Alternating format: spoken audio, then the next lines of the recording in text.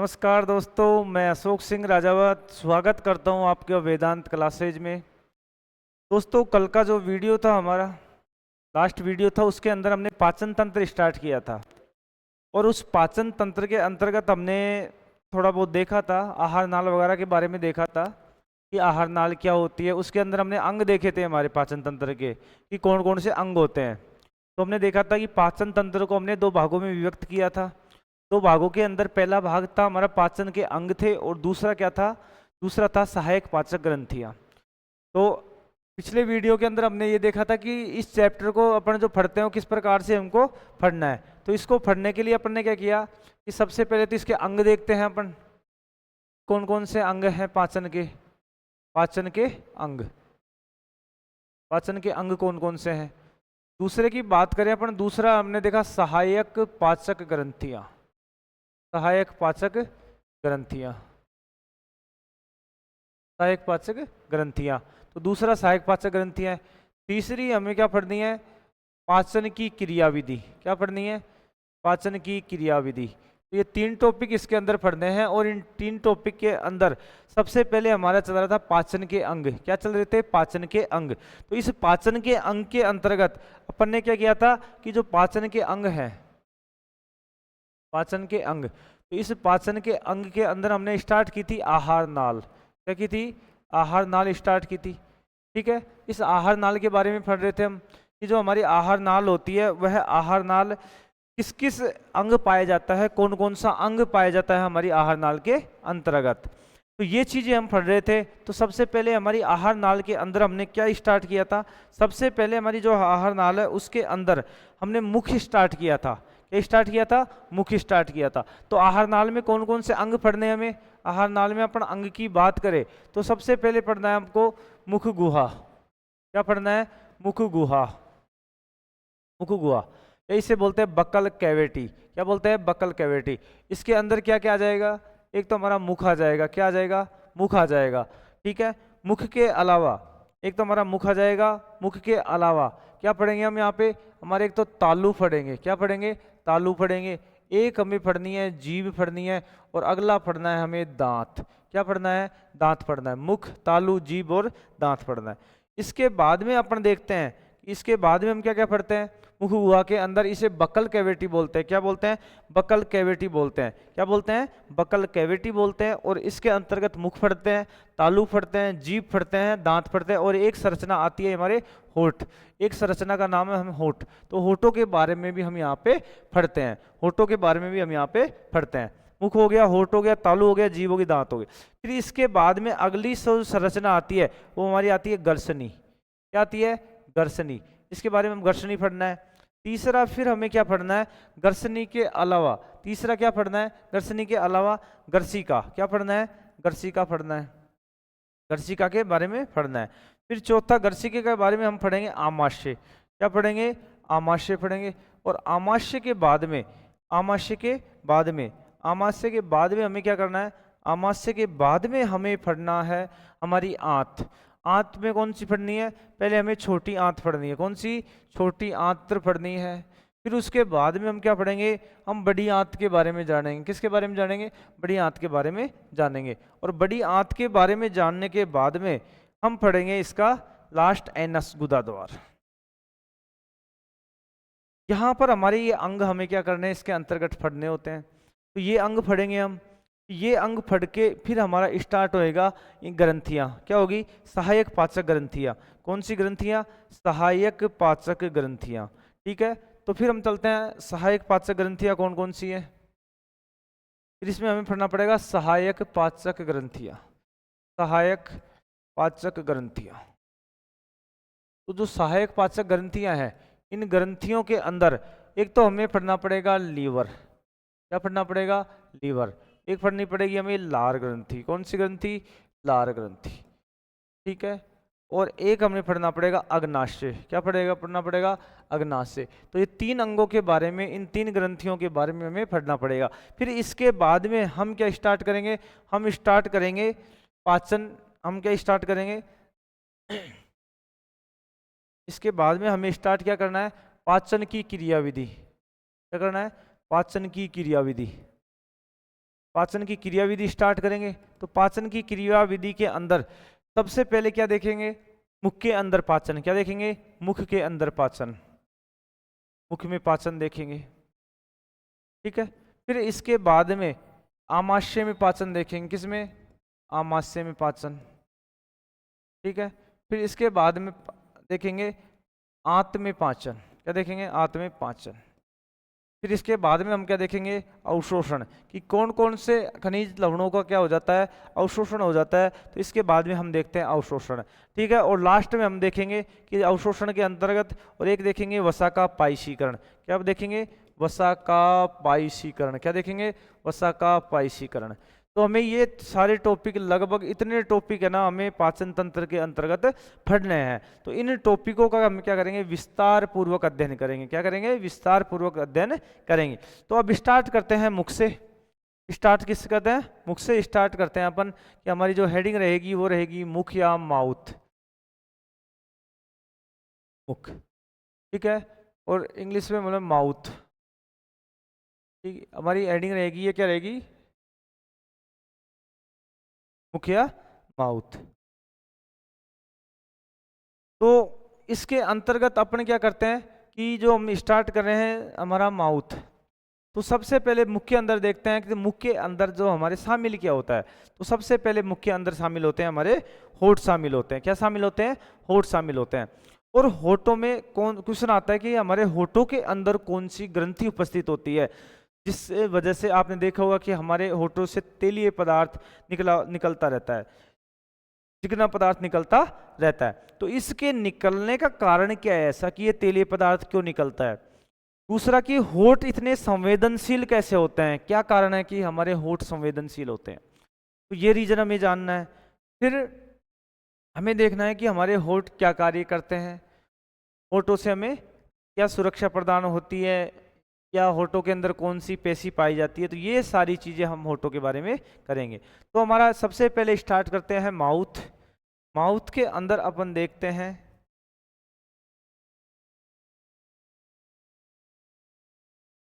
Mouth. तो सबसे पहले आ जाता है हमारा होठ। क्या आ जाएंगे, हमारे होठ आ जाएंगे। ठीक है, तो होठ तो मुख के किस में शामिल होते हैं, मुख में शामिल होते हैं। किस में, मुख में शामिल होते हैं। होठ किस में शामिल होते हैं, मुख में शामिल होते हैं। आपसे पूछे कि किस में शामिल होते हैं, तो जो होठ हैं जो हमारे मुख के अंदर शामिल होते हैं। किस में शामिल होते हैं, मुख में शामिल होते हैं।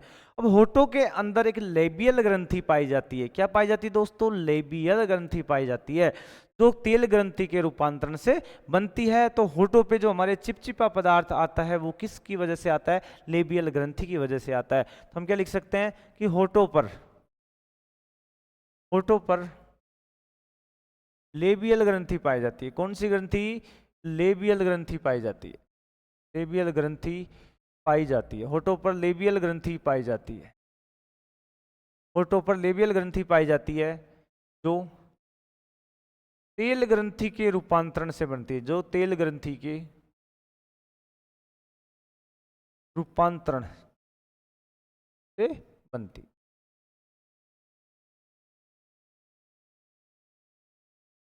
होठों पर लेबियल ग्रंथि पाई जाती है जो तेलीय ग्रंथि के रूपांतरण से बनती है। फिर क्वेश्चन आता है कि हमारे होठ है इतने संवेदनशील कैसे होते हैं। तो होठों में मिसनर्स कणिकाएं पाई जाती है। कौन सी, मिसनर्स कणिकाएं। तो हमारे होठों में, होठों में मिसनर्स कणिकाएं, मिसनर्स कणिकाएं पाई जाती है। मिसनर्स कणिकाएं, इन्हें बोलते हैं स्पर्शग्राही। हमारे होठों में स्पर्शग्राही, स्पर्शग्राही कणिकाएं पाई जाती है।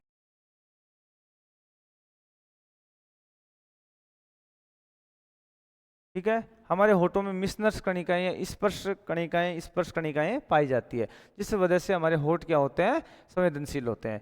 फिर आपसे पूछे कि हमारे होठों के अंदर कौन सी अस्थि या उपास्थि पाई जाती है। तो एक पेशी आती है ऑर्बिकुलेरिस। तो हमारे होठों में, होठों में ऑर्बिकुलेरिस पेशी पाई जाती है। क्या पाई जाती है, होठों में ऑर्बिकुलेरिस, ऑर्बिकुलेरिस,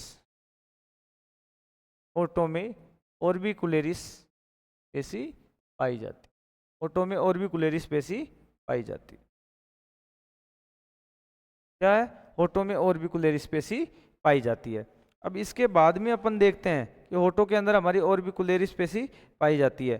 तो अपन देखते हैं कि होठ हो गए हमारे, तो सबसे पहले होठ देखा हमने। अब इसके बाद में देखेंगे मुख गुहिका, या इसे देखेंगे बकल कैविटी। क्या बोलेंगे? देखेंगे बकल कैविटी या मुख गुहिका। तो अगला हमारा जो टॉपिक का नाम रहेगा बकल कैविटी या ओरल कैविटी बोलते हैं, बकल कैविटी या मुख गुहिका।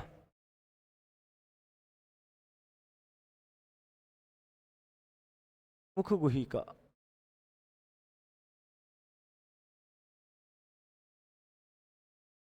मुख गुहिका, मुख गुहिका कहते हैं, या इसे बोलेंगे बकल कैविटी। क्या बोलेंगे? Buccal cavity. तो दोस्तों जो दांत और जबड़ों से घिरी हुई आकृति है ना, इसे मुख गुहिका कहते हैं। क्या कहते हैं? दांत और जबड़ों से घिरी हुई आकृति क्या कहते हैं? मुख गुहिका कहते हैं। देखो इसके अंदर अपन देखते हैं,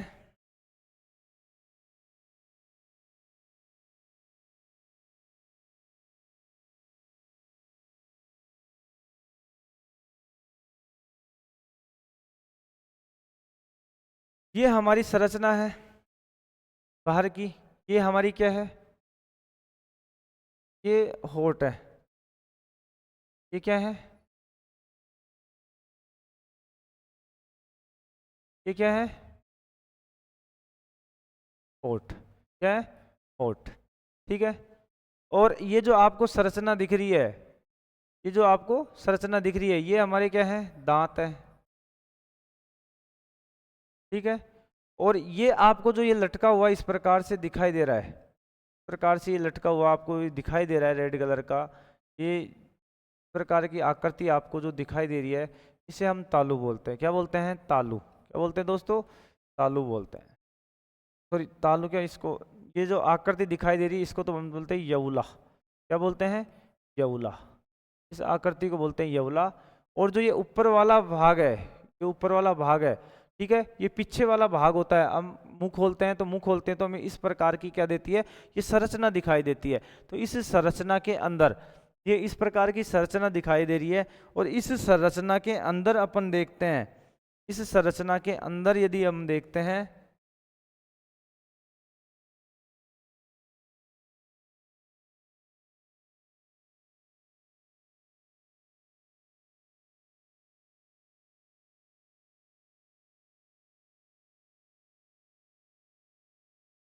देखो ये हमारे होठ है। क्या है? होठ। फिर होठों के बीच में क्या आ गए? दांत। क्या आ जाते हैं?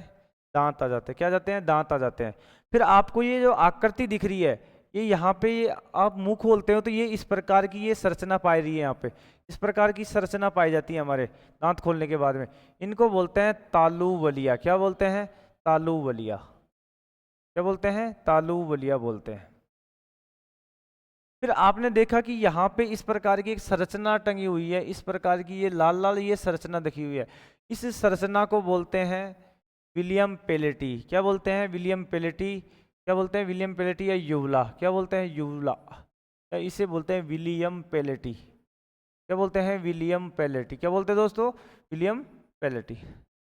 इस संरचना को विलियम पेलेटी बोलते हैं। क्या बोलते हैं? विलियम पेलेटी बोलते हैं। अब यहाँ पे इसे युवला कहते हैं। ये इस प्रकार की जो संरचना लगी इसे युवला कहते हैं।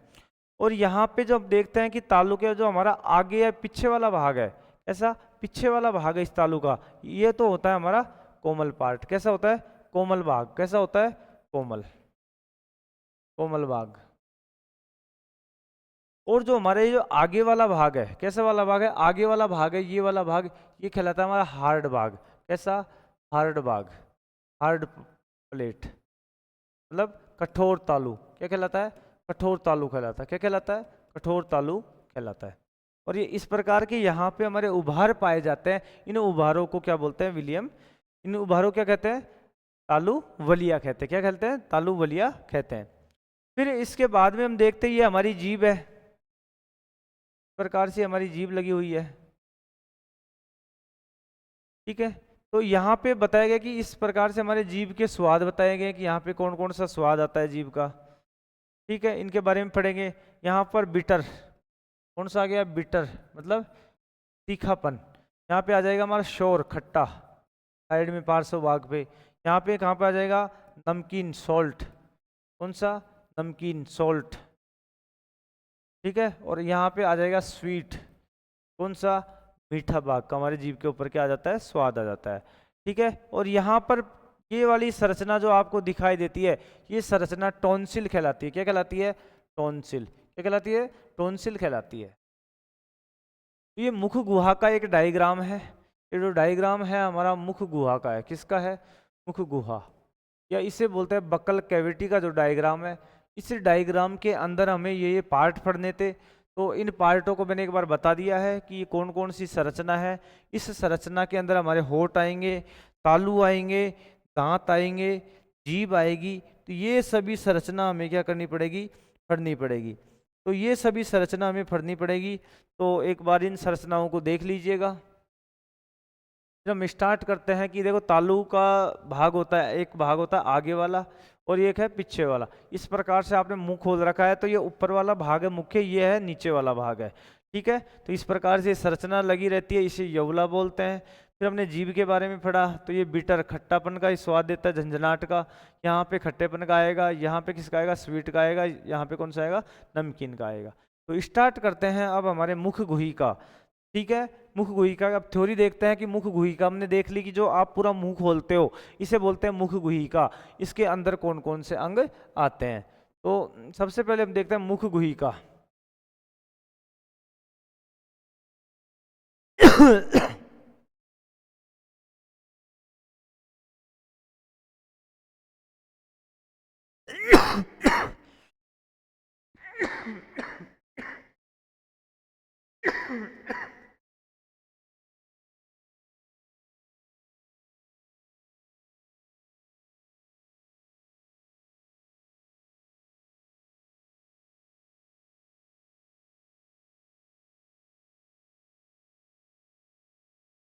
मुख गुहिका, बकल कैविटी।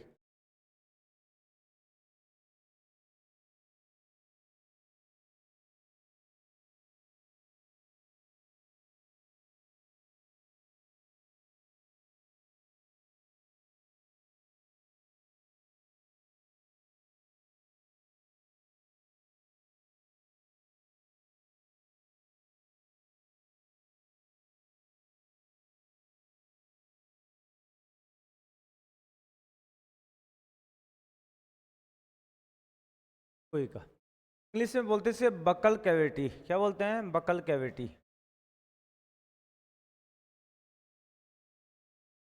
Buccal cavity. सबसे पहले अपन जानते हैं बकल कैविटी के बारे में, मुख गुहिका के बारे में, कि मुख गुहिका में क्या होता है। तो हम सीधी सीधी सी बात कह सकते हैं, दांत और जबड़ों से घिरी हुई गुहा को क्या कहते हैं, मुख गुहिका। क्या कहते हैं, मुख गुहिका। कि दांत और जबड़ों, दांत और जबड़ों से, दांत और जबड़ों से घिरी हुई आकृति या घिरी हुई गुफा, घिरी हुई गुहा को, घिरी हुई गुहा को, दांत और जबड़ों से घिरी हुई गुहा को, दांत और जबड़ों से घिरी हुई गुहा को मुख गुहिका कहते हैं। क्या कहते हैं, मुख गुहिका कहते हैं। क्या कहते हैं दोस्तों, मुख गुहिका कहते हैं, गुहिका कहते हैं। दांत और जबड़ों से घिरी हुई आकृति को क्या कहते हैं, मुख गुहिका कहते हैं। अब बात आती है कि मुख गुहिका के अंदर कौन कौन सी संरचना आती है। तो मुख गुहिका के अंदर मैंने अभी संरचना बताई थी, तो यहाँ पे लिख लेते हैं मुख गुहिका में संरचना। मुख गुहिका में संरचना, मुख गुहिका में कौन कौन सी संरचना आती है। गुहिका में क्या आती है, संरचनाएं आती है। कौन कौन सी आती है, सबसे पहले जो संरचना में देखनी है उसका नाम आ जाएगा हमारे तालु। क्या आ जाएगा, तालु। अपन बात करते हैं तालु। ठीक है। दूसरी संरचना का नाम हमारे आ जाएगा जीभ। तीसरी संरचना में जो पढ़नी है वो पढ़नी है हमारी दांत। क्या पढ़ने हैं, दांत पढ़ने, तालु पढ़ना है, जीभ पढ़नी है, और क्या पढ़ने हैं, दांत पढ़ने। ये तीन संरचनाओं के हमें बारे में क्या करना पड़ता है, जानना पड़ेगा। तो हम पहले पहले स्टेप बाय स्टेप चलते हैं। पहले हम, हमारी जो हेडिंग रहेगी वो क्या रहेगी, तालु। क्या रहेगी, तालु। प्लेट जो हमारी क्या रहेगी, संरचना रहेगी। तो इसके बारे में देखते हैं सबसे पहले तालु के बारे में। तालु काम क्या करता है, जो तालु है, तालु है इसको प्लेट बोलते हैं, प्लेट। ठीक है। तालु है, ये काम क्या करता है, हमने देखा कि जो हमारा जो डायग्राम था, डायग्राम के अंदर ये हमारा मुंह इस प्रकार से खोला है, आप इस प्रकार से मुंह खोलोगे, ठीक है। मुंह खोलने के बाद में ऊपर वाली संरचना है, कैसी? ऊपर वाली। इस प्रकार से आपने मुंह खोला, तो मुंह खोलने के बाद में आपने देखा कि आपके मुंह का ये ऊपर वाला पार्ट है। इस संरचना के अंदर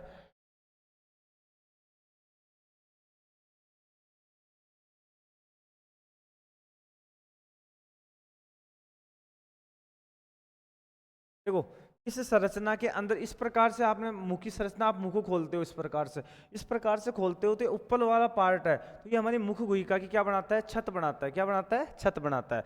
तो ये पार्ट तालु के बारे में पढ़ना पड़ेगा, ये ऊपर वाला पार्ट है, इस बारे में पढ़ना पड़ेगा, इसके अंदर कौन कौन सी संरचनाएं आती है, इसके अंदर कौन कौन सी संरचनाएं आती हैं।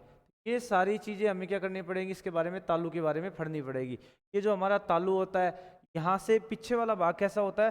कोमल होता है। आगे वाला भाग कैसा होता है? कठोर होता है। इसके अंदर इस प्रकार की, देखो, इस प्रकार की ये संरचनाएं पाई जाती है, इन्हें तालु बलिया कहते हैं। तो हर छोटी से छोटी चीज इस वीडियो के अंदर आपको देखने को मिलेंगी। तो अपन देखते हैं सबसे पहले देखते हैं हेडिंग डाल लूं तालु। तो हमारी हेडिंग क्या रहेगी? तालु। सबसे पहले तालु काम क्या करता है? मुख गुहिका की छत बनाता है। क्या करता है? मुख गुहिका की छत बनाता है। जो हमारी बकल कैविटी है, मुख गुहिका की छत बनाता है। क्या बनाता है? मुख गुहिका की छत बनाता है। क्या बनाता है? मुख गुहिका की छत बनाता है। तो जो हमारा तालु है, जो मुख गुहिका क्या बनाता है? छत बनाता है। और दूसरा काम क्या करता है? यह मुख गुहा को हमारी नाक के जो छिद्र है, नेजल चैम्बर है, उनसे अलग करता है। क्या करता है? मुख गुहा को नासा गुहा या नेजल चैम्बर से क्या करता है? अलग करता है। मुख गुहा को नेजल चैम्बर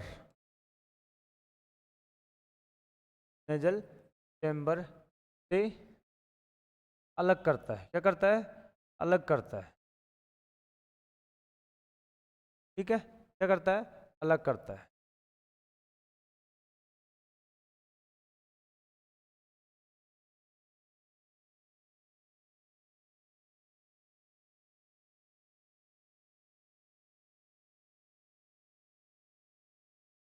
ठीक है, मुख गुहिका क्या बनाता है? छत बनाता है। मुख गुहा को नेजल चैम्बर से क्या करता है? अलग करता है। अब अपन ने बात देखा, हमने डायग्राम में भी देखा कि जो हमारा तालु है कितने प्रकार का होता है। जो हमारा तालु होता है, मैंने बताया था कि 2 प्रकार का होता है। कितने प्रकार का? 2। तो तालु के कितने प्रकार हैं? कितने प्रकार का तालु है? 2 प्रकार का हमारा तालु होता है। कितने प्रकार का? 2 प्रकार का हमारा तालु होता है। तो 2 प्रकार के अंदर हम देखते हैं, जो 2 प्रकार का हमारा तालु होता है, उसके अंदर सबसे पहले हम क्या देखते हैं कि जो हमारा तालु होता है ना 2 प्रकार का, तो एक तो देखते हैं आगे वाला भाग। कैसा? आगे वाला भाग। जो हमारा आगे की तरफ भाग होता है, आगे की तरफ या आगे की तरफ जो भाग होता है,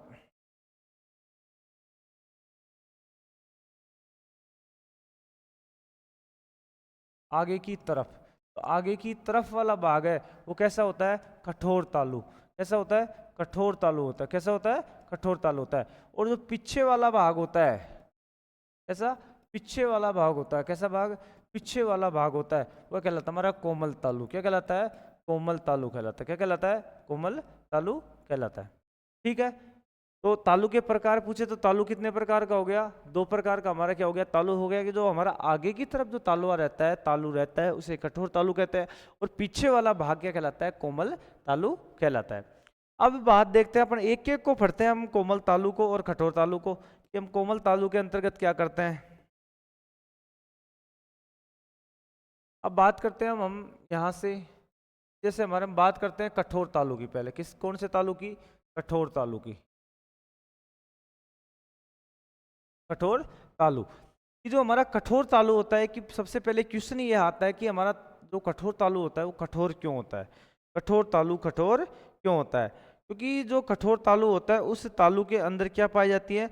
हड्डियां पाई जाती है। क्या पाई जाती है? हड्डियां पाई जाती है। इस वजह से जो हमारा तालुओं का आगे का हिस्सा भाग, आपने देखा होगा कि आपके जो होठ के पीछे दांत है, इन दांतों के जो पीछे वाला हिस्सा है, हल्का सा जस्ट जो मतलब हमारे मुख का तालु का आगे वाला भाग है, वो भाग कैसा है? कठोर है। कठोर का कारण इसमें क्या पाई जाती हैं? हड्डियां पाई जाती है। क्या पाई जाती हैं?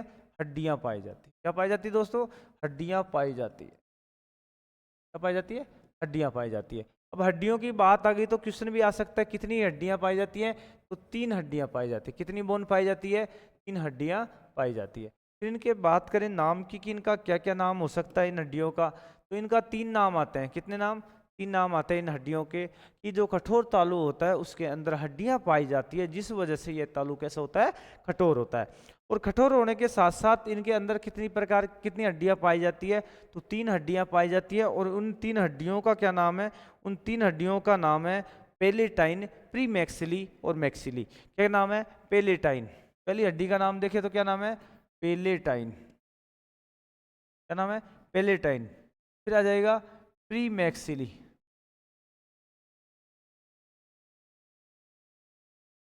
और इसका नाम क्या जाएगा? मैक्सिली। क्या जाएगा? मैक्सिली। पेलेटाइन, प्रीमैक्सिली और मैक्सिली। क्वेश्चन क्या आ गया कि सबसे पहले क्वेश्चन की कठोर, मतलब जो तालु होता है उसका आगे वाला भाग कठोर क्यों होता है? तो तालु के जो आगे का भाग होता है वो कठोर इस वजह से होता है क्योंकि उसके अंदर क्या पाई जाती है? हड्डियां पाई जाती है। क्या पाई जाती है? हड्डियां पाई जाती है। फिर बात आई कि हड्डियां पाई जाती है तो कितनी हड्डियां पाई जाती है? तो हड्डियों की बात आती है तो उसके इसके अंतर्गत 3 हड्डियां आती है। कितनी? 3 हड्डियां। 3 हड्डियों की बात करें और नाम देखें, एक हड्डी का नाम है पेलेटाइन, दूसरी का नाम है प्री मैक्सिली और तीसरी का नाम है मैक्सिली। फिर मैंने बताया था कि हमारी तालुओं के अंदर उभार पाया जाता है। क्या पाया जाता है? उभार पाया जाता है। यहाँ पे एक उभार पाया गया था, तो यहाँ पे ये प्रकार का ये उभार दिख रहा है। इस प्रकार के हमारे उभार दिखते हैं यहाँ पे, इन्हें बोलते हैं तालु वलिया। क्या बोलते हैं? तालु वलिया कहते हैं। तो फिर ये आता है कि ये तालु वलिया क्या काम है? कि जो कठोर तालु पर एक उभार पाया जाता है, एक तो होता है क्षैतिज उभार, एक होता है अनुप्रस्थ। तो मतलब आधा उभार पाया जाता है ना, उससे बोलते हैं अनुप्रस्थ, और क्षैतिज का मतलब होता है सीधा उभार। तो हमारे जो कठोर तालु होता है इस पर इस प्रकार के उभार पाए जाते हैं। इस प्रकार के ये वाले उभार पाए जाते हैं, इस प्रकार से संरचना बनी रहती है। ठीक है, इन्हें क्या कहते हैं? तालु वलिया कहते हैं। क्या कहते हैं? तालु वलिया कहते हैं। ठीक है, तो इस पे क्या पाई जाती है? हम बात करें कि जो कठोर तालु होता है इस पर अनुप्रस्थ उभार पाए जाते हैं। क्या पाए जाते हैं? अनुप्रस्थ उभार पाए जाते हैं। क्या पाए जाते हैं? अनुप्रस्थ उभार पाए जाते हैं। लिख सकते हैं हम कठोर तालु पर, कठोर तालु पर अनुप्रस्थ उभार पाए जाते हैं। क्या पाए जाते हैं? अनुप्रस्थ उभार पाए जाते हैं, उभार पाए जाते हैं, अनुप्रस्थ उभार पाए जाते हैं, जिन्हें तालु वलिया कहते हैं। क्या कहते हैं? जिन्हें तालु वलिया कहते हैं। क्या कहते हैं? जिन्हें तालु वलिया कहते हैं,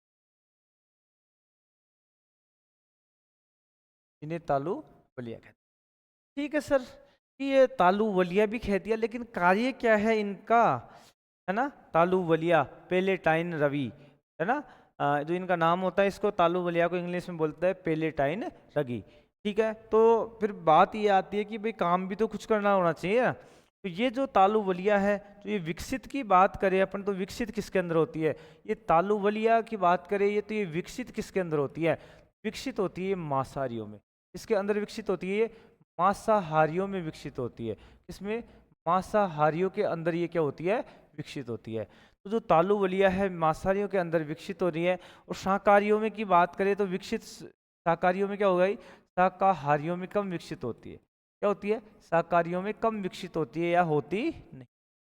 ठीक है, फिर इसकी बात करते हैं कि तालु वलिया काम क्या आता है। भाई कुछ यदि बॉडी के अंदर कोई स्ट्रक्चर वगैरह बनी हुई है तो कुछ ना कुछ काम तो आना चाहिए। तो इसकी स्ट्रक्चर की जो तालु वलिया है, पेलेटाइन रवि है, ठीक है, तो इसका कुछ न कुछ काम आना चाहिए। तो ये क्या करती है? जब जो मांसाहारी है जो शिकार वगैरह को पकड़ते हैं, तो शिकार को पकड़ने में सहायता प्रदान करती है, मतलब ग्रिप बनाने का काम करती है। तो इसका कार्य पूछ ले कि तालु वलिया का कार्य क्या है, क्या पूछ ले? कार्य पूछ ले, तो कार्य में क्या लिखना है आपको कि कार्य क्या है? कि शिकार को पकड़ने में, क्या? शिकार को पकड़ने में, शिकार को पकड़ने में, शिकार को पकड़ने में, शिकार को पकड़ने में सहायता प्रदान करती है। क्या प्रदान करती है? शिकार को पकड़ने में सहायता प्रदान करती, सहायता प्रदान करती है। ठीक है, ग्रिप बनाने का काम करती है। क्या बनाती है? ग्रिप बनाने का काम करती है, ग्रिप बनाने का काम करती है। तो ये था दोस्तों तालु। तालु के अंदर कौन सा? कठोर तालु। कौन सा भाग था? कठोर तालु। इसके बाद में हम देखते हैं हमारा कोमल तालु। क्या देखते हैं? कोमल तालु। तो इसके बाद में हम कोमल तालु देखते हैं कि जो हमारा कोमल तालु है,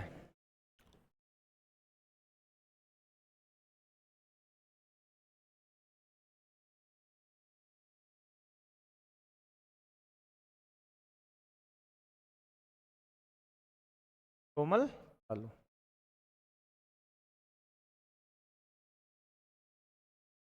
ठीक है, कोमल तालु। सीधी सी बात है, कोमल क्यों है? क्योंकि कोमल तालु में क्या नहीं पाई जाती? कोमल तालु में हड्डियां नहीं पाई जाती। क्या नहीं पाई जाती? कोमल तालु में हड्डियां नहीं पाई जाती। कोमल तालु में क्या नहीं पाई जाती?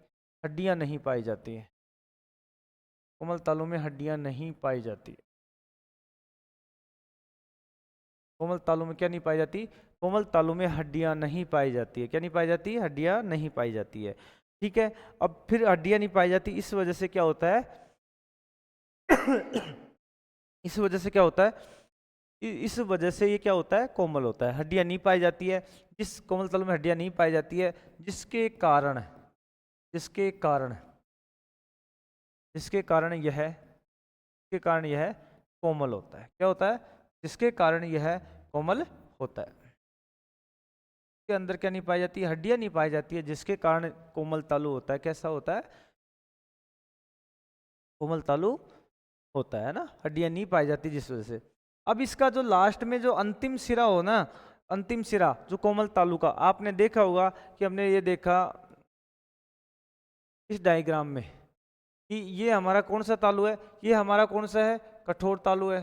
कौन सा है? कठोर है। इसके बाद में ये तालु है, ये सिकुड़ कर, ये पीछे का जो हिस्सा दिख रहा है ना, ये हिस्सा, ये हिस्सा, ये सिकुड़ कर क्या हो जाता है? इस प्रकार बना लेता है, इस संरचना बना लेता है। ये पूरा का पूरा तालु सिकुड़ कर ये इस प्रकार की संरचना बना ली इसने। हम देखते हैं ये प्रकार की संरचना बना ली, ये वाली। इसे हम क्या बोलेंगे? यवला। क्या बोलते हैं? यवला। कि जो हमारा कोमल तालु होता है, जो हमारा कोमल तालु होता है, जो पीछे क्या करके, जो हमारा कोमल तालु होता है, जो आगे जाकर क्या हो जाता है? सिकुड़ जाता है, और सिकुड़ कर क्या करता है? एक नई संरचना का निर्माण कर लेता है, जिसे हम बोलते हैं यवला। क्या बोलते हैं? यवला। तो लिखेंगे हम कि इसका अंतिम सिरा, तो क्या लिख सकते हैं हम?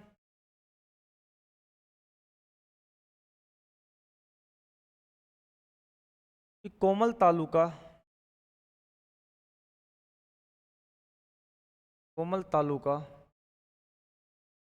कोमल तालु का अंतिम सिरा,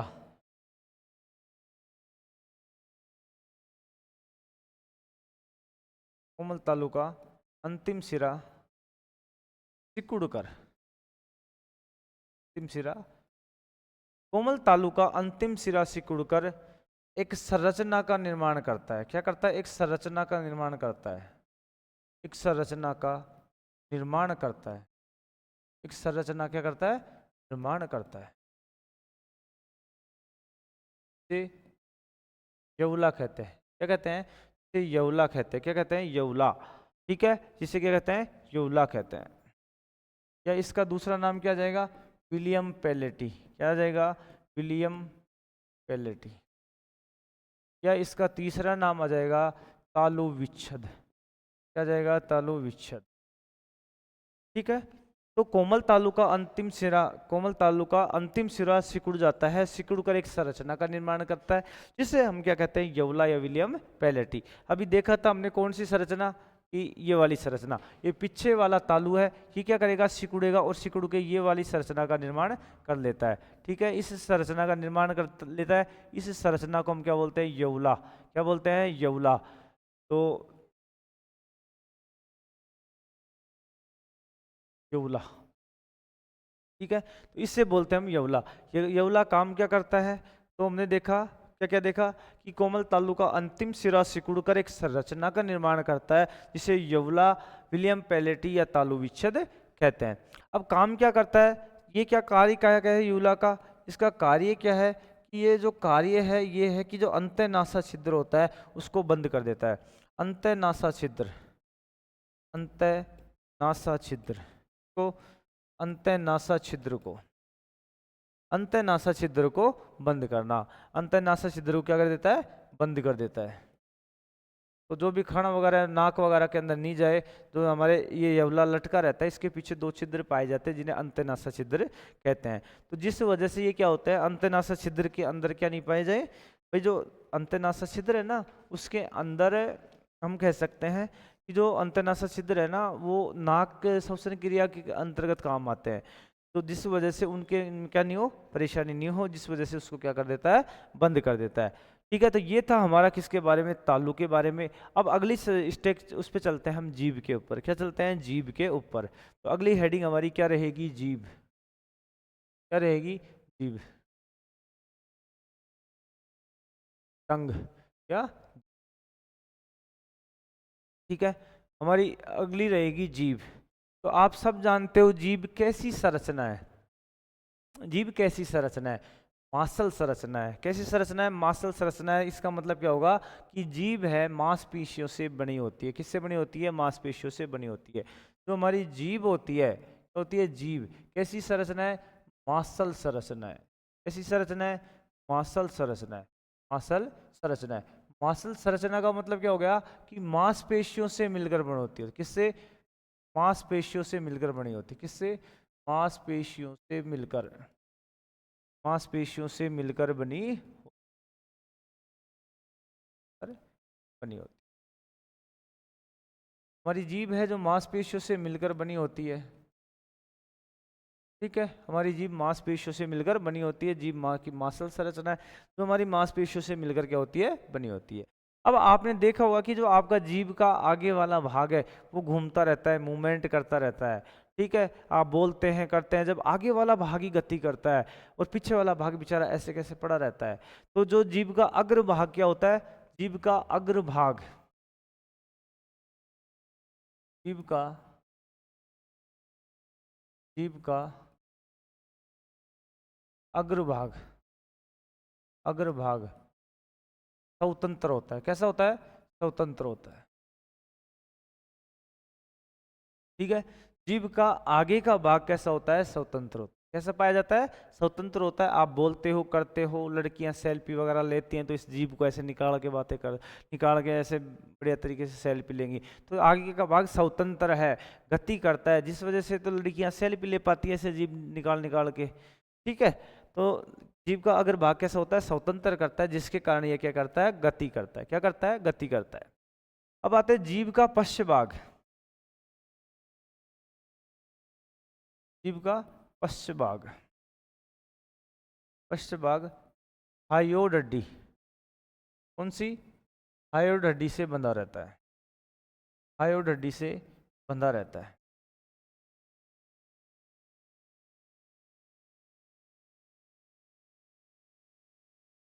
ठीक है, जीभ का पश्च भाग कौन सी हड्डी से? हायोड हड्डी से बंधा रहता है।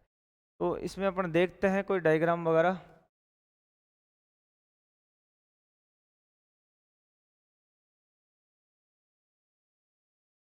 और इसके साथ साथ थोड़ी सी जानकारी दे देता हूँ आपको कि जो हमारे निकुंज सर हैं उन सर ने महिला एवं बाल विकास की थ्योरी की और जो ऑब्जेक्टिव क्वेश्चन है उनकी जो बुक निकाली है वो इस नाम से मिलती है और इस प्रकार की बुक है।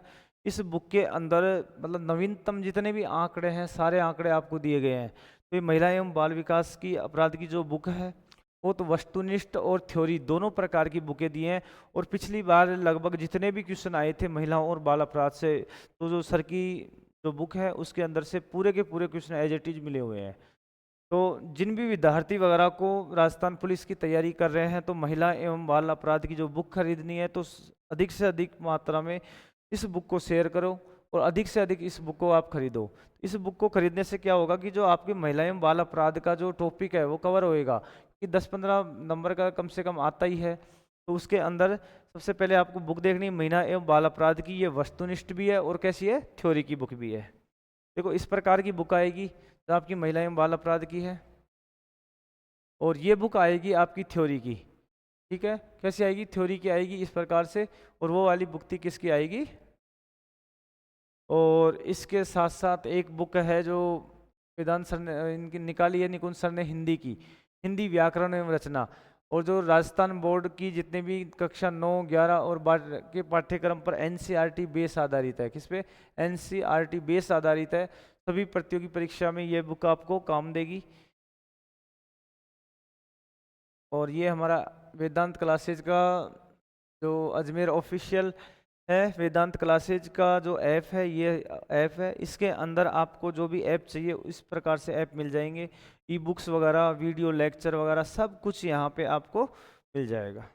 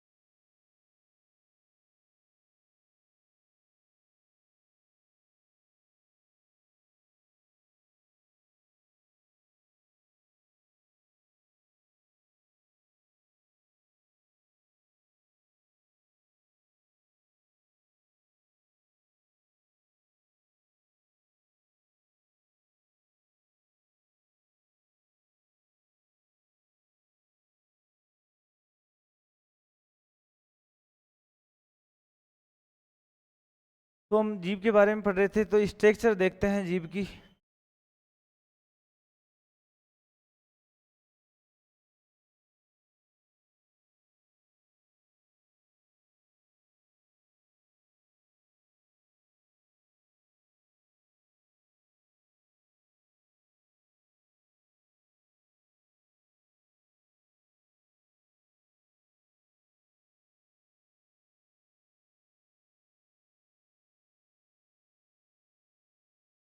इस प्रकार से हमारी क्या होती है? जीभ होती है। इस प्रकार से हमारी जीभ होती है। तो इस जीभ के अंतर्गत हम देखते हैं इस हड्डी का नाम होता है हायोड हड्डी। कौन सी? हायोड हड्डी। कौन सी हड्डी है? हायोड हड्डी है। ठीक है। इसका नाम पूछे तो आपसे नाम पूछे कि जीभ किस हड्डी से बंधी होती है? हायोड हड्डी से बंधी हो जाती है। जीभ का आगे का भाग कैसा होता है? स्वतंत्र होता है। और जो एक हम कह सकते हैं कि जो जीभ का निचली सतह पर एक झिल्ली पाई जाती है, जिसे हम क्या कह सकते हैं? फ्रेनुलम लिंगवी कहते हैं। अब इस जीभ के ऊपर क्या पाए जाते हैं? जीभ के ऊपर इस प्रकार से स्वादांकुर पाए जाते हैं। क्या पाए जाते हैं? स्वादांकुर पाए जाते हैं। आपने देखा होगा कि आपकी जीभ के ऊपर छोटे छोटे डॉट डॉट डॉट डॉट से बने रहते हैं। इन्हें क्या बोलते हैं? स्वादांकुर। क्या बोलते हैं? स्वादांकुर। ठीक है। तो ये स्वादांकुर क्या करते हैं? हमारी जीभ है ना, उस जीभ जीभ जो भी खाना वगैरह है उसका टेस्ट का पता लगाती है। क्या पता लगाती है? टेस्ट का पता लगाती है। तो हम क्या लिख सकते हैं? इस जीभ की सतह पर स्वादांकुर पाए जाते हैं। क्या पाए जाते हैं? स्वादांकुर। इस प्रकार से, है ना, इस प्रकार से डॉट डॉट डॉट डॉट, या इस प्रकार से जो संरचना बनी होती है हमारी जीभ के ऊपर, इन्हें क्या बोलते हैं? स्वादांकुर। क्या बोलते हैं? स्वादांकुर। स्वादांकुर। तो हम क्या कह सकते हैं कि जो हमारी जीभ है वो क्या करती है? जीभ के ऊपर क्या पाए जाते हैं? स्वादांकुर पाए जाते हैं। हमारी जीभ के ऊपर क्या पाए जाते हैं? स्वादांकुर पाए जाते हैं। ठीक है। जीभ के ऊपर क्या पाए जाते हैं? स्वादांकुर पाए जाते हैं।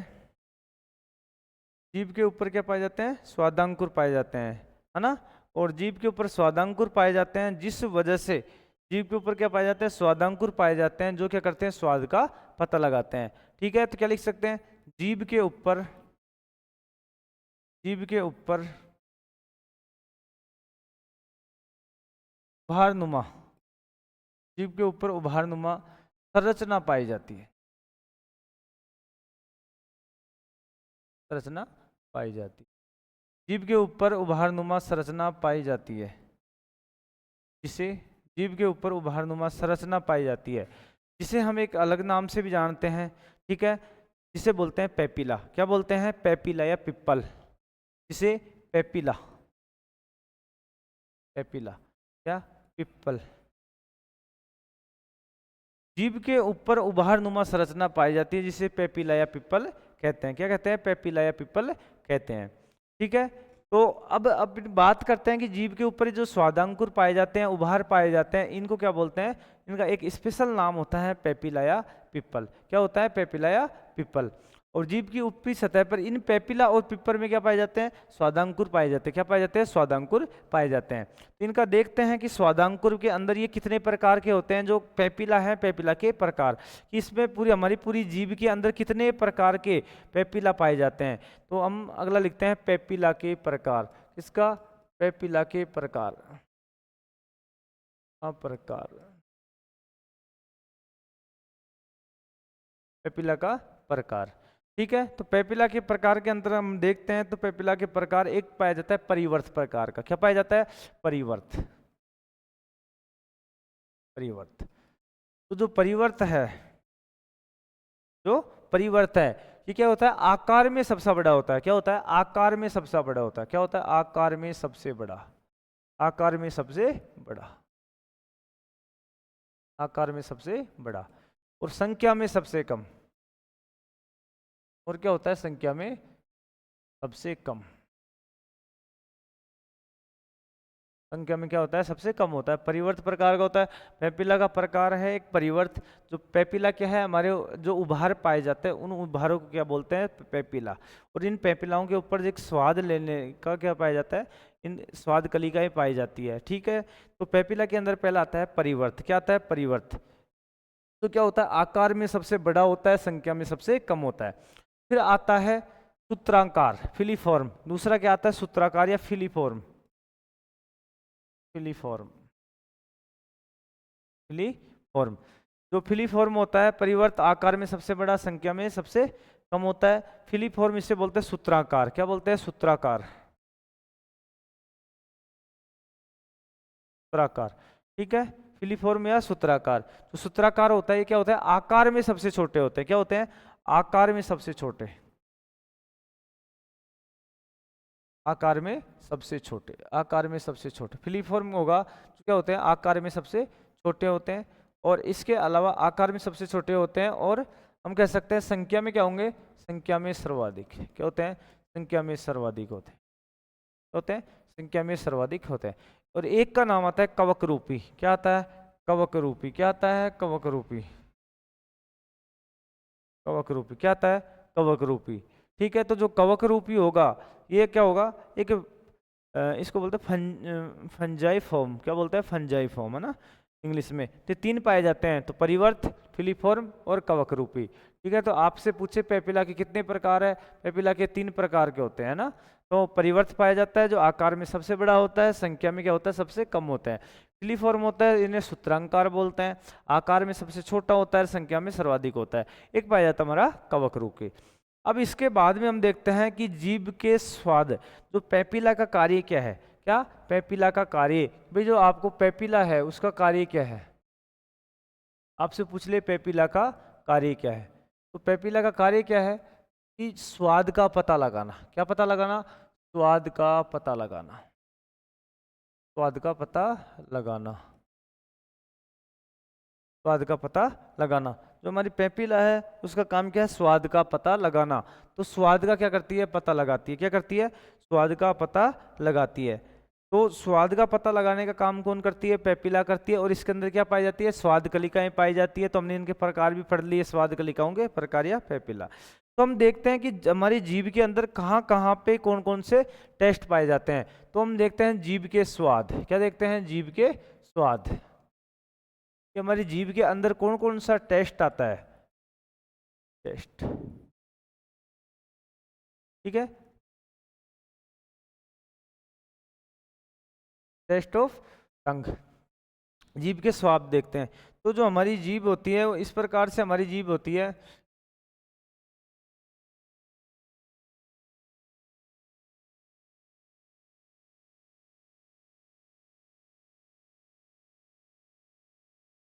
ठीक है, इस प्रकार से हमारी जीभ होती है। इस जीभ के जो पीछे वाला भाग है, ये पीछे वाला भाग है, इसको बोलते हैं पश्च भाग। क्या बोलते हैं? पश्च भाग। जीभ को क्या बोलते हैं? पश्च भाग बोलते हैं। कौन सा भाग? पश्च भाग बोलते हैं ना। इस जीभ के पीछे वाले भाग को बोलते हैं पश्च भाग बोलते हैं। क्या बोलते हैं? पश्च भाग। और ये साइड वाला भाग होता है, ये साइड वाला भाग होता है, इसको क्या बोलते हैं? पार्श्व भाग। क्या बोलते हैं? पार्श्व भाग।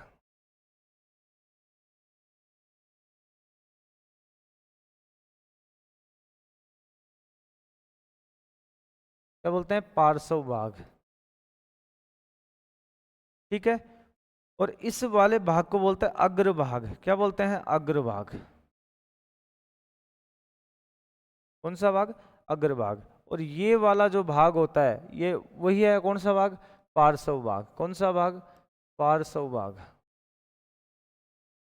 पार्श्व। ठीक है, पार्श्व भाग या इसे बोलते हैं साइड, साइड पार्ट। कौन सा, साइड पार्ट। ठीक है, इसे बोलते हैं पश्च भाग या पीछे वाला भाग। अग्र भाग या बोलेंगे, पश्च भाग का दूसरा नाम क्या लिख सकते हैं, पीछे वाला भाग। क्या लिख सकते हैं, पीछे वाला, पीछे वाला भाग। और इसे क्या लिख सकते हैं, आगे वाला भाग। क्या लिख सकते हैं, आगे वाला भाग। अब बात करते हैं, हमने जीभ को 4 हिस्सों में डिवाइड कर लिया कि इसी हिस्से को ये बोलते हैं, और ये हमारा लास्ट बीच वाला भाग बोल देते हैं, तो इसको बोलते हैं मध्य भाग। क्या बोलेंगे, मध्य भाग बोलते हैं। मध्य भाग बोलते हैं तो जितनी भी हमें झंझनाहट एहसास होती है, झंझनाहट, जितनी भी हमें झंझनाहट की एहसास होती है, जो जीभ के पीछे वाला भाग या पश्च वाले भाग में क्या होती है, झंझनाहट का एहसास होता है। क्या आप कह सकते हैं कड़वे का, किसका, झंझनाहट और कड़वे का एहसास हमें किस भाग होता है, कड़वे भाग का। तो कड़वे भाग का कहाँ पे होता है, पश्च भाग या पीछे वाले भाग के अंदर होता है। मध्य भाग के अंदर हमें आता है नमकीन। कौन सा, नमकीन।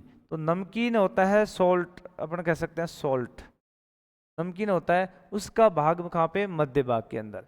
और अपन बात करें आगे भाग के अंदर मीठा, या अपन कह सकते हैं स्वीट, स्वीट। जो स्वीट्स होती हैं उनका क्या करते हैं, मध्य भाग के अंदर नमकीन या सोल्ट होता है, उसका करता है मीठे भाग के अंदर, किसका, आगे वाले भाग के अंदर हम क्या करते हैं, मीठा वाला जो आगे वाला भाग होता है उसके अंदर हमें जो टेस्ट आता है, किसका आता है, मीठे का आता है।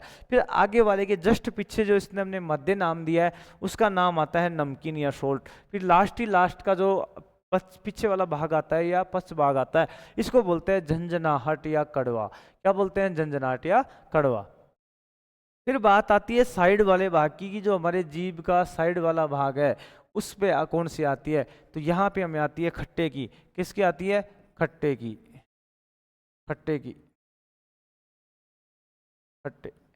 तो जितने भी आप खट्टे वगैरह, खट्टे खट्टे फल वगैरह जो भी खाते हो, तो खट्टे का एहसास हमें साइड भाग से होता है। झंझनाहट का एहसास हमें कहाँ पे होता है, पीछे वाले भाग पे होता है। आगे वाले भाग से होता है मीठे का एहसास, और नमकीन वाले भाग का एहसास कहाँ पे होता है, हमारे जीभ के बीच वाले हिस्से से होता है। तो ये थे हमारी जीभ के।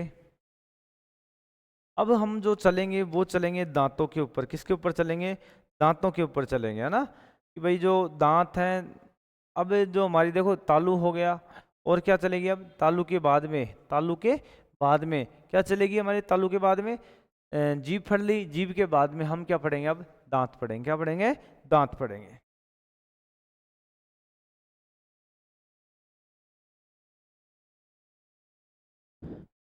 तो देखते हैं कि हमारी इस क्लास के अंदर आज हमने क्या क्या पढ़ा, कितना पढ़ा, ये चीज़ें हम देखते हैं, है ना।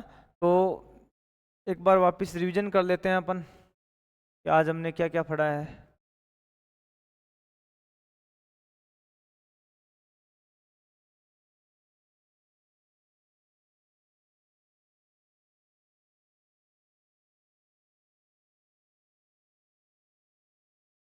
देखो, इस प्रकार से हमारा ये डाइजेस्टिव सिस्टम होता है,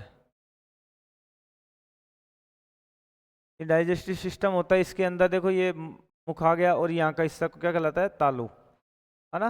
मुख के अंदर से फिर यहाँ से हिस्सा आता है, यहाँ ये वाला हिस्सा इसोफेजल कहलाता है, जो हम क्या कहते हैं, गर्सनी कहते हैं, है ना। और ये फूड पाइप को क्या कहते हैं, गर्सिका। फिर हमारा पेट आ जाता है, फिर छोटी आंत, फिर बड़ी आंत, फिर एनस गुदा द्वारा खुल जाता है। तो ये हमारे मानव पाचन तंत्र के अंदर आता है। पाचन तंत्र के अंतर्गत कौन कौन से अंग आते हैं, तो ये सारे अंग, मुख आ गया, ग्रास नली, पेट, अग्नाशय, यकृत, जिगर, पित्ताशय, छोटी आंत, बड़ी आंत, मलाशय, ये हमें क्या करना है, पढ़ना है।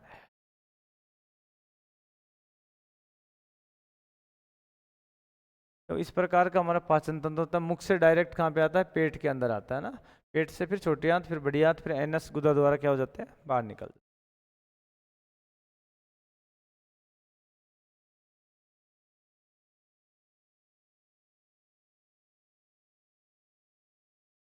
पाचन के अंग सहायक पाचक ग्रंथियाँ, ये पाचन क्रियाविधि देखी हमने। फिर इसके बाद में हमने क्या क्या देखा, अंग वगैरह देखे, यहाँ पे कौन कौन से अंग हैं, है ना। तो सहायक पाचक ग्रंथियाँ देखी, पाचन की क्रियाविधि वगैरह देखी, है ना। फिर मुख होठों के बारे में पढ़ा, होठों मुख के अंदर शामिल होते हैं, लेबियल ग्रंथि पाई जाती है, तेल ग्रंथि के रूपांतरण से बनते हैं, तो होठों में मिश्नर्स कणिकाएं, स्पर्शग्राही कणिकाएं पाई जाती है। होठों के अंदर ऑर्बिकुलर स्पेसी भी पाई जाती है। इसके बाद में अपन ने क्या देखा, ये हमने डायग्राम वगैरह देखा था कि होठ, दांत, तालु, वलिया, विलियम पैलेटी, कोमल भाग, है ना। इस प्रकार से डायग्राम देखा आज। फिर हमने कोमल तालु पढ़ा, और कौन सा पढ़ा, कठोर तालु पढ़ा, कि जो कोमल तालु होता है उसके अंदर क्या पाई जाती है और कठोर तालु के अंदर क्या पाई जाती है ना। तो ये चीज़ें पढ़ी हमने आज, तालु वगैरह के बारे में पढ़ा। तालु क्या करता है, मुगिका की छत बनाता है, नेजल चैम्बर से अलग करता है। आगे की तरफ हमारा तालु कैसा होता है, कठोर होता है, पीछे की तरफ कैसा होता है, कोमल तालु होता है। कठोर तालु में क्या पाई जाती है, हड्डियाँ पाई जाती है। कितनी हड्डियाँ, 3 हड्डियाँ पाई जाती है, पैलेटाइन, प्री मैक्सिली और मैक्सिली। कठोर तालु पर अनुप्रस्थ उभार पाए जाते हैं, जिन्हें क्या कहते हैं, तालु वलिया कहते हैं। अब ये शाकाहारियों में अधिक विकसित होते हैं, वो सॉरी मांसाहारियों में अधिक विकसित होते हैं, शाकाहारियों में कम विकसित होते हैं। कार्य क्या करते हैं, शिकार को पकड़ने में सहायता प्रदान करते हैं, मतलब ग्रिप बनाने का काम करते हैं। फिर आता है हमारा कोमल तालु, तो कोमल तालु में हड्डियां नहीं पाई जाती हैं, जिसके कारण यह कैसा होता है, कोमल होता है। कोमल तालु का अंतिम सिरा सिकुड़कर एक संरचना का निर्माण करता है, जिसे योवला या विलियम पैलेटी कहते हैं। और काम क्या करता है, अंतनासा छिद्र को बंद करता है।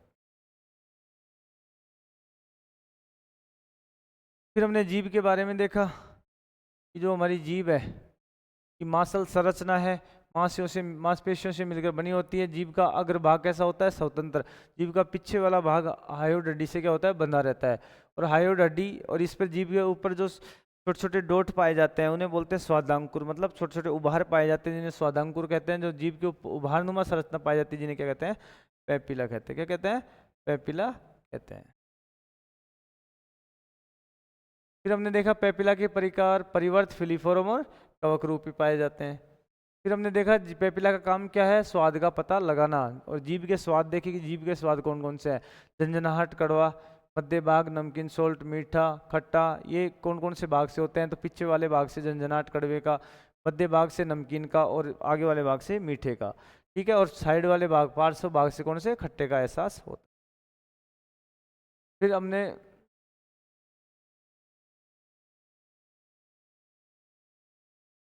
तो आज ये देखा, तो आज के वीडियो में तो, और अगली जो क्लास होगी, अगली क्लास के अंदर हम पढ़ेंगे दांतों के बारे में। किसके बारे में पढ़ेंगे दोस्तों, दांतों के बारे में। तो आज हमने तालु के बारे में अध्ययन किया, और किसके बारे में अध्ययन किया, आज हमने तालु और जीभ के बारे में अध्ययन कर लिया है। अगली क्लास होगी जिसके बारे में हम अध्ययन करेंगे, उसका नाम क्या होगा, हमारे दांत। ठीक है दोस्तों, तो वीडियो को अधिक से अधिक संख्या में यूट्यूब पर शेयर किया करो।